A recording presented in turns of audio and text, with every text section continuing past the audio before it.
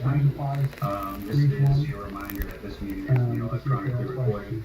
I want to thank everyone for joining us, both committee members and those for another meeting in unusual circumstances. For the committee's How they were going to conduct that.